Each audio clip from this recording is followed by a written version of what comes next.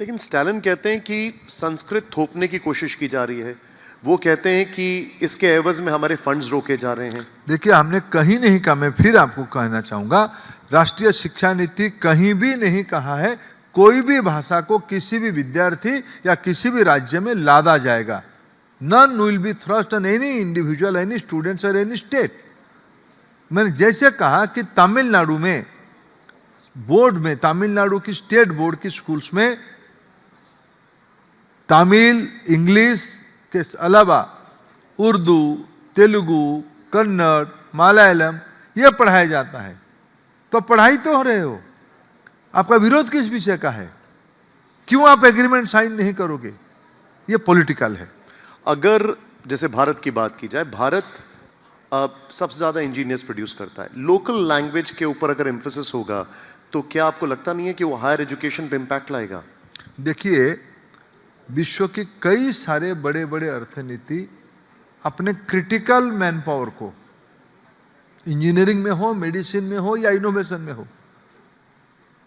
Japan किस language में निर्भर करता है? चाइना आज इतना बड़ा महाशक्ति बना है, चाइना की लैंग्वेज क्या है? जर्मन की लैंग्वेज क्या है? इजराइल की लैंग्वेज क्या? हिब्रू है। देखिए, ये कोई ग्लानि या द्वंद्व में नहीं रहनी चाहिए कि हमारी मेधा सिर्फ इंग्लिश से ही निकलती है। जिनको ग्लोबल ट्रेड में जाना है, ग्लोबल कम्युनिटी में जाना है, जिनको उस प्रकार के कामों में रहना है, उनको इंग्लिश पढ़ना ही चाहिए। हम इंग्लिश को पढ़ा भी रहे हैं। हम तो भारत में उनको पढ़ने का अवसर क्लास 1 से भी दे रहे हैं। लेकिन प्रारंभिक दिनों में मीडियम ऑफ इंस्ट्रक्शन मातृभाषा में होगी और अनेक राज्यों ने उसको करके दिखाया।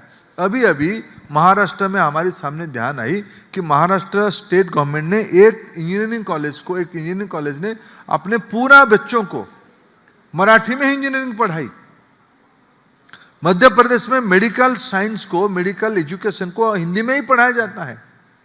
तो अपने अपने मातृभाषा में पढ़ाया जाएगा, व्यक्ति की स्पष्टता उतना ही बढ़ेगी।